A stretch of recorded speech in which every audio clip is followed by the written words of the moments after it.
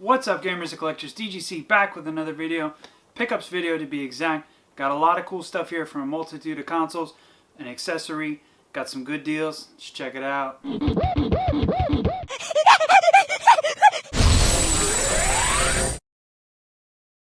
Alright guys, so I want to thank everyone for staying subscribed, and also to the new, well, I guess everyone's a new subscriber at some point, but the newer ones that have come recently. I did pass the 4,000 subscriber mark.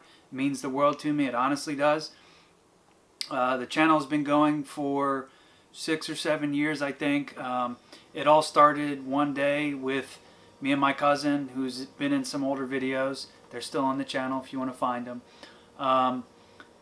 You know, we were just cruising around in his minivan, and one Saturday we had gone to like 13 GameStops in Maryland, where we live, and then the following day we met up again, and then went to Virginia and went to a bunch of what's called Second and Charles stores. I think there's 3 of them in Virginia, and we just had a blast game hunting. We were collecting all the original Xbox exclusives, or at least the ones that I didn't have to complete the set. And then one day I was just like, you know what? Nobody has videos on these, and then that's pretty much how the channel got born, and that was the origins of the channel. So we're 4,000 strong. I appreciate it, guys. I really do. It's been quite the long journey to get here, but nevertheless, we still got a lot of cool content to come. At some point, probably by the end of the year, the original Xbox content, for the most part, will be finally finished. I mean, I really only have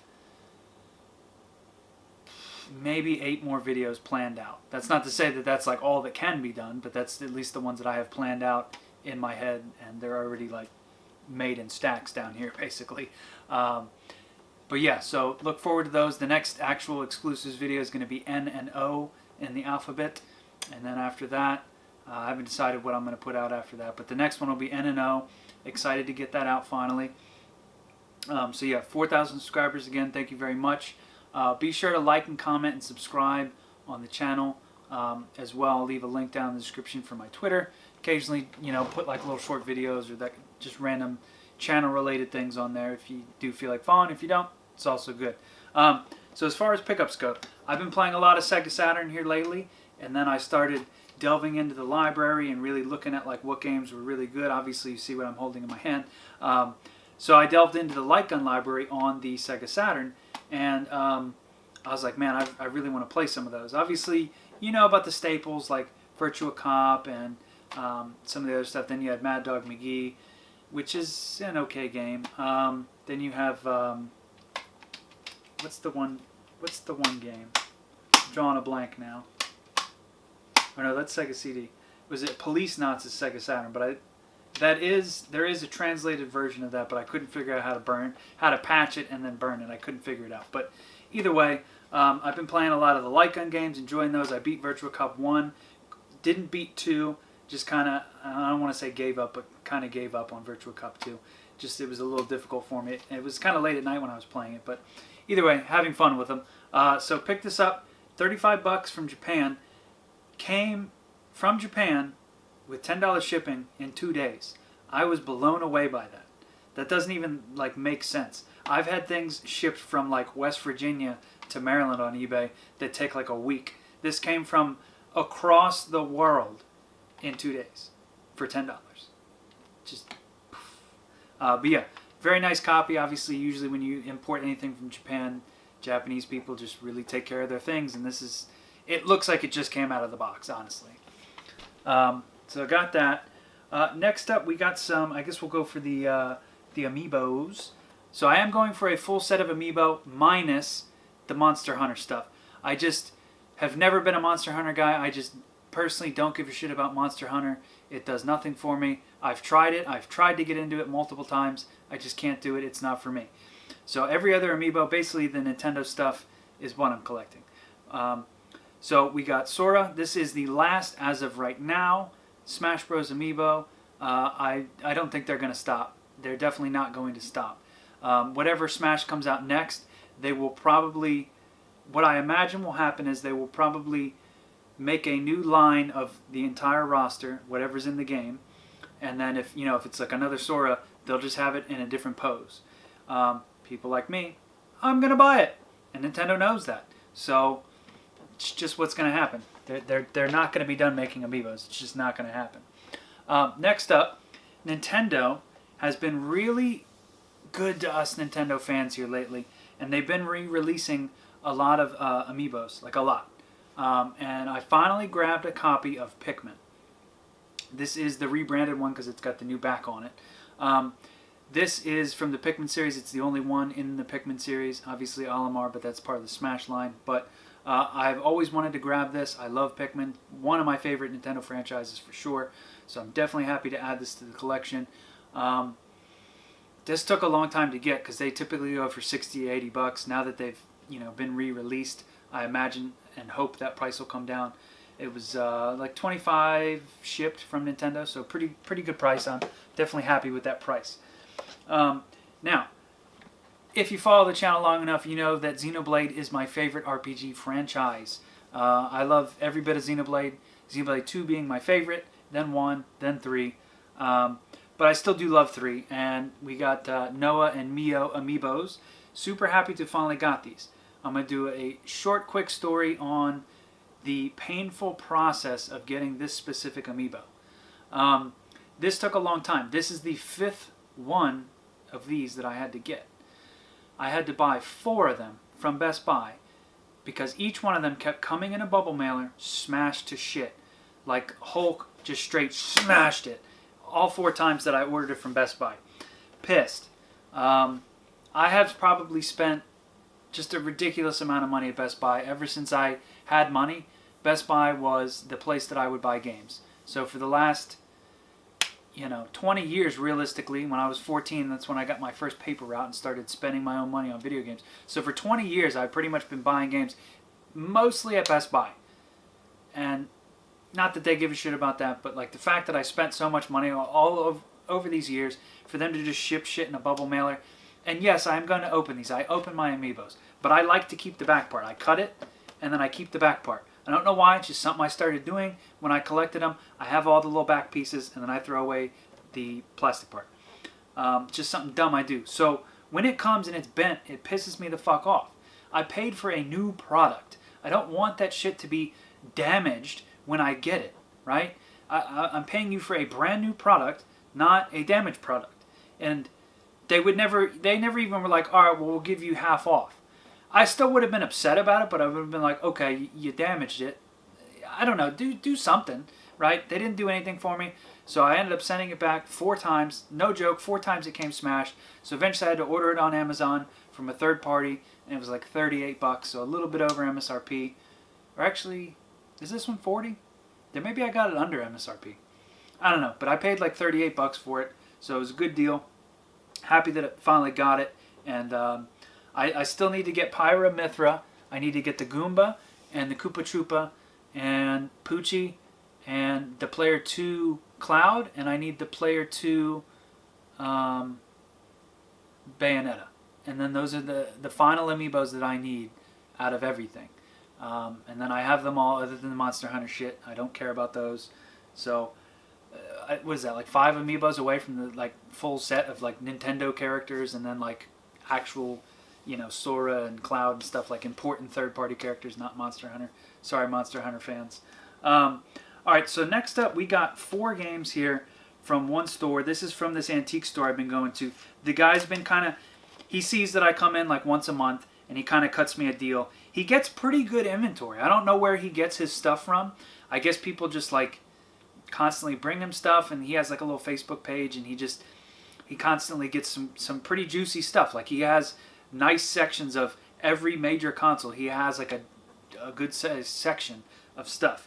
So it's always kind of cool to go in there and see what I'm going to find. I definitely enjoy going to this store. So you gave me all 4 of these Dreamcast games, all complete. The discs are very nice. The manuals are good. 80 bucks. Got Rayman 2. So very nice copy of that. Definitely excited to play that. I think that was the launch title for the 3DS. I think it was Rayman 2. And I remember having some fun with it. So to play it on the console might be more fun. So I'm excited to give that a shot. Then we got Star Wars Episode 1 Racer. I really loved this on the N64. So being in 480p plus, just better graphics in general. It'll probably be really the ultimate experience and the ultimate way to play this game. So excited to play that.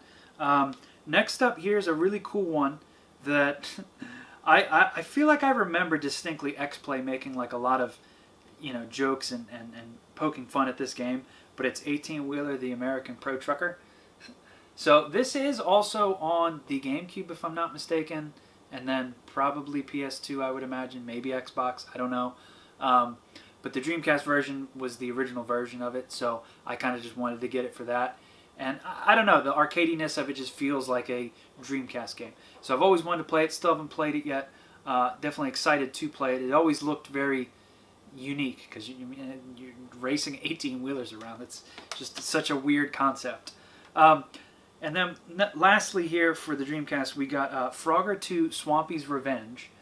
So this is basically the same thing as the original Frogger, but in a nice top-down 2.5D kind of art style. And it actually looks really good. And it is actually pretty fun. I did pop this one in and play it a little bit. So 4 more games to add to the complete Dreamcast set. Again, for those of you that have been subscribed long enough, I've been going for that full set since I was like, when did I get my Dreamcast? Like 2002 or 2003. So again, we're talking 20-ish years I've been trying to get all of them. I have the official checklist. I want to say I have, let's say, I don't know, 5/8 of the games. I have over half the games for sure. I want to say I have about 100, 120 of them.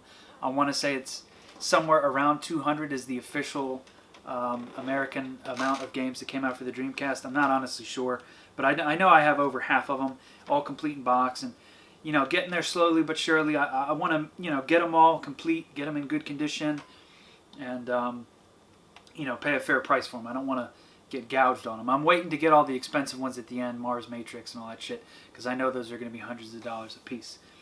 All right, we'll show these 3 last, and then we'll show these next, and of course everything's going to fall and collapse over here. So these actually already got their own dedicated short videos, or shorts. Otimus Excellent for the 360 limited edition, or collector's special edition actually. And this is Gradius inspired, so it's basically just Gradius with anime girls. It's a cute 'em up, as they call it. So this one comes with like a nice art book, CD soundtrack, and then a pillowcase. The pillowcase is pretty spicy. I showed it in the short video. Probably not something I would ever actually like display, but I just couldn't resist on the holographic big box nature of that. Plus it's a shoot 'em up, so I was like, yeah. I had this at one point in time. My copy actually was worse, so I'm kind of glad I sold it and got this one. The guy did sell it to me as a new copy. However, I found the seal on the bottom was resealed with another one of the round clear stickers over top of it. I called him out on it, and he goes, well, you can see it in the pictures. And I was like, yeah, but you sold it to me as new. And then he never responded after that. It's in good condition. I don't think it was necessarily open. The game inside was actually sealed. So, like, they opened it to look at it, but then not open it? I don't know. Whatever. And then the other game was Lost Planet Extreme Conditions. This was also new. This is the collector's edition. Again, I had this in the past, got rid of it. This is now my forever copy. This is actually the next game I'm probably going to play and beat. I've never beaten this game. Played through it many times, but never beat it, and I'm actually excited. Now that I'm an adult, I'm going to commit to it. I'm going to beat it, and I'm going to enjoy it, because I remember when this came out. I remember playing the demo and being so mesmerized by like the grapple hook feature of the game, and then the multiplayer with the Xbox Live and everything. Xbox Live was popping when this game came out. It was a really good community with this game and everything, and really cool series that I wish... I don't know if they... I mean, they could do like a ground-up like remake of it and like really make it real like visually stunning, and then really even just redo the whole trilogy, visually make them look 4K, bloom lighting, and particles everywhere, and make the snow real good like God of War, where you're like trudging through it and shit. It would just be really cool to see, but probably not going to happen. Let's go ahead and toss these up here real quick. Alright, so next up we got, let's see here. we got some PS3 games. So these are two games that I kind of, I mean, I'm going to show them to you, but I feel bad about saying that these are kind of uncommon to rare, but they're already they're on the pricier side of PS3, but I would recommend that you pick both these up, and that being House of the Dead Overkill, which is a light gun game for the PlayStation Move. You can use the normal controller, but definitely you want to use the PlayStation Move with the sharpshooter. You don't want to play this without it. Just don't do it. And then Time Crisis Rising Storm, this is more of a collection. It's got the pirate game, which is Dead Storm Pirates. Not a visually stunning looking game, but a pretty fun light gun. It's very colorful and very vivid, and very scenic with a lot of oceanic and pirate themed beaches and this and that. It's a good looking game, but not good looking, if that makes sense. Art style wise, it's good looking. Time Crisis 4, and then Blazing Storm, which was the big title here. The other ones are just kind of add-ons. Both of these go for 30 to 60-ish, depending on, and I really do recommend picking these up because these are they're pretty uncommon to find. They really are, and I foresee them being those games that eventually become kind of rare, just because once these are in your collection, you're probably not going to get rid of them because they're just both really good games. I mean, to me, this is the best House of the Dead, bar none. The story to it is phenomenal. I think last year was the first year that I beat it. It was either last year or the year prior. I beat it finally, and I had an absolute blast with it. And then Baltimore Retro Gaming, I remember him buying it, and he had a blast with it. And it's a really good game. You can play 2-player on this, and it's really good. The story to it's very funny, very gory. It's like a shitty B movie, but like it's like a good shitty B movie. Like it's such a cool story to this game. This is probably one of the most PS3 games that I would recommend to you, honestly. Very fun game. And then this one, it is good. It's a good compilation. It's fun to play. House of the Dead, definitely better though. All right, next up we got every once in a while Best Buy does a nice deal on some Switch games. And this is no exception to the rule. This never goes on sale. So I was like, yeah, I need to add that back into the collection. And for $30, I definitely will re-add Breath of the Wild into the collection. They had this and then Link's Awakening, which I already obviously have that. And I wanted to re-add this to the collection. This will probably just remain sealed because I already beat the game. I beat the hell out of the game. I did everything in the game on Breath of the Wild except for the Korok seeds. I did the seeds that I saw, and I would even go a little out of my way to get the Korok seeds, but no way in God's green earth would I ever collect 999 Korok seeds. God bless you if you are one of the elite Zelda fanatics who collected 999 Korok seeds on either of the games. They both did that. I could not fathom doing that. I did everything else, but I couldn't do the Korok seeds. Just too much. Here's another Switch game, still sealed, just because I just haven't had time to open it. This one is Mario vs. Donkey Kong. I pre-ordered this forever ago, like before Christmas, like Thanksgiving time. And I did not realize, I thought this was an entirely new entry. I did not realize that this is just a full 2.5D, not a remaster, but like, they converted the GBA game into a full 1080p game. It's one for one, just not 32-bit, it's 1080p and like modern Mario graphics. I had no idea this was the original game. I thought this was a full new entry. Now, with that being said, I also bought the GBA game on launch day way back in the day, and I loved it. But I've already fully played the game. I am going to open this at some point and definitely play it and beat it because I loved it, and it's been over 20 years since I've played it. So I am excited to play it. Just whenever I get time to open it is when I'll open it and play it. All right, next up we got not too much left. We're actually down to just a couple things here. All right, so next up so on Twitter I follow Deku Deals and Game Wario and a few of those other Twitter accounts that are always posting nice deals of stuff. This is a PS5 game, also on the Xbox and PC. It's a sci-fi horror space adventure. I'm pretty confident that the people that made Callisto Protocol are the original people that were the Dead Space people. that like went off and made their own studio, which is Crafton or Striking Distance, one of those two. I don't know. And I haven't played this yet. This was $5, and the reason I mention those Twitter accounts is because they post a lot of good deals and stuff. This was from some weird site called skybound.com. I wasn't sure if it was a sketchy website or not, but I was like, you know what, for $5, I'm gonna risk it. And this was new for $5. You know, I always wanted to try it. I'm not the biggest horror gaming fan. I love Resident Evils. I like the Dead Space games. This is basically Dead Space, so I wanted to give this one a shot. For $5, I was like, hell yeah, I'll play that for $5. So this and/or Lost Planet are probably going to be the next game that I actually jump in and play. But now that I'm holding this and thinking about it, I don't know. It's kind of a tough choice of which one I want to play. Both are space adventures. Next up, we have Unicorn Overlord for the PS5. I pre-ordered this forever ago. I couldn't decide if I wanted to go Switch or if I wanted to go PS5. This was still in the time frame where I couldn't decide if I wanted to collect RPGs on the PS5 or on the Switch.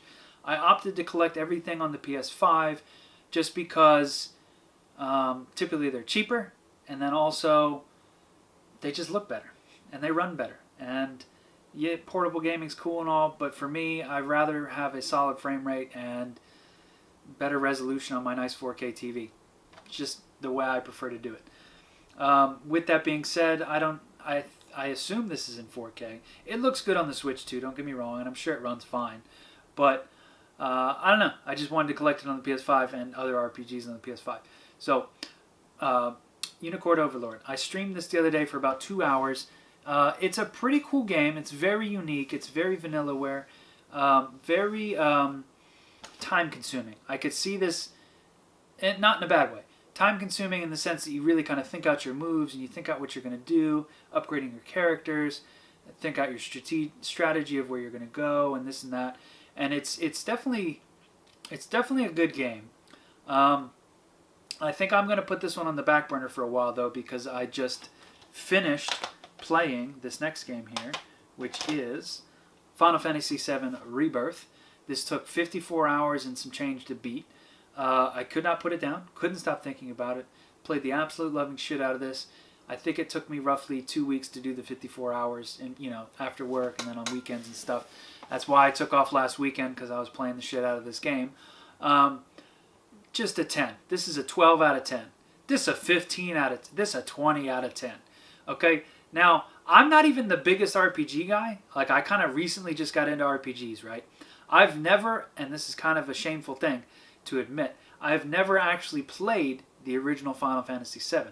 Obviously, over the years, I know the story of it just from people talking about it.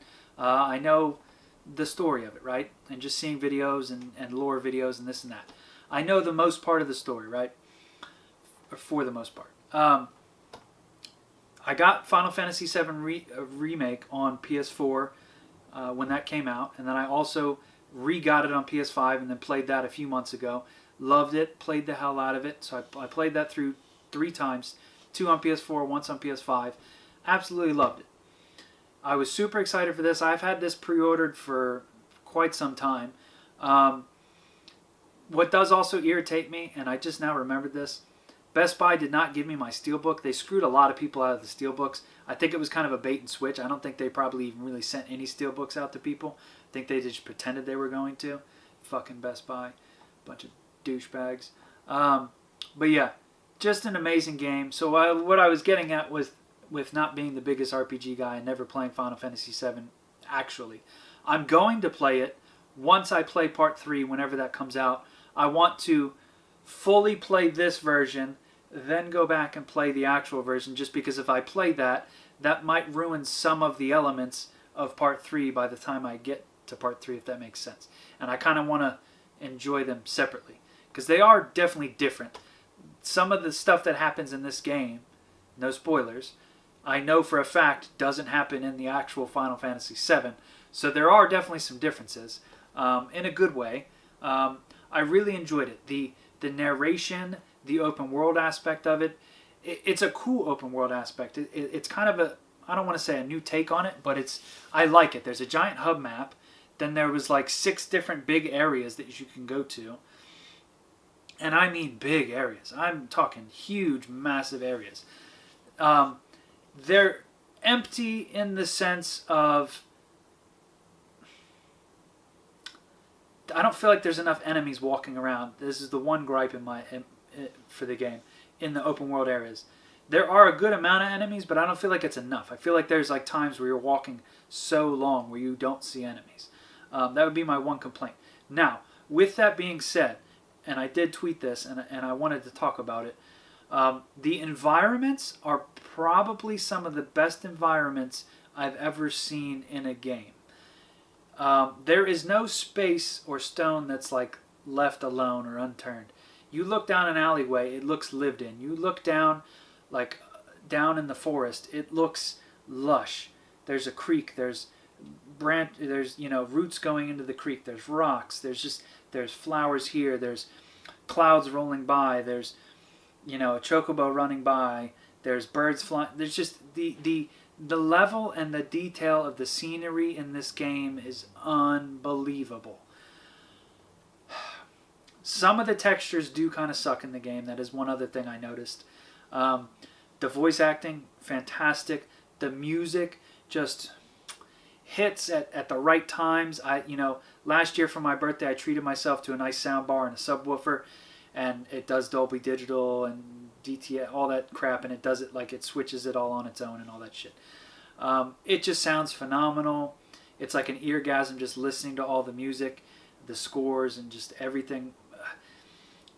Everything about this game is just so good. It really is. And what I was getting at with not being the biggest RPG guy and not playing Final Fantasy VII like the actual one, for me to love this game this much, like it really should tell you that it really is a good game. It's just truly amazing. It's about a 90 gigabyte game on your PS5.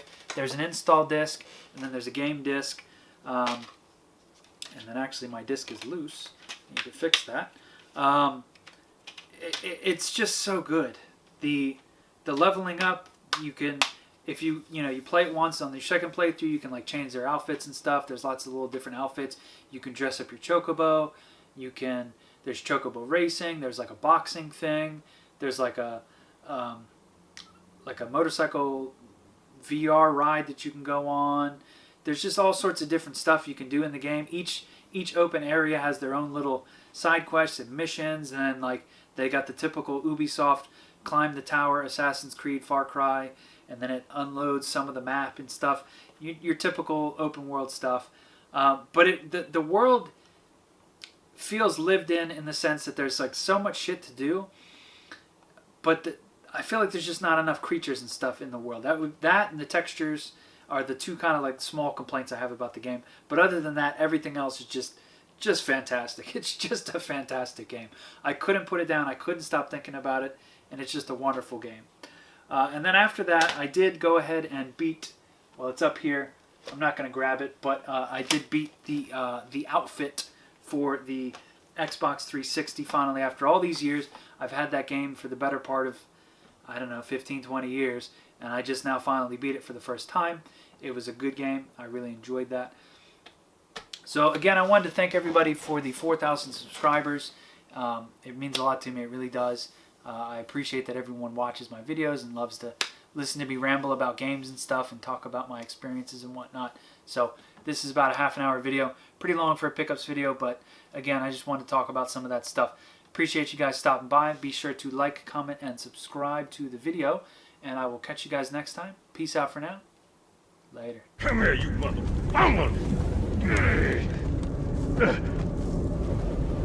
Oh, shit. This is it, baby.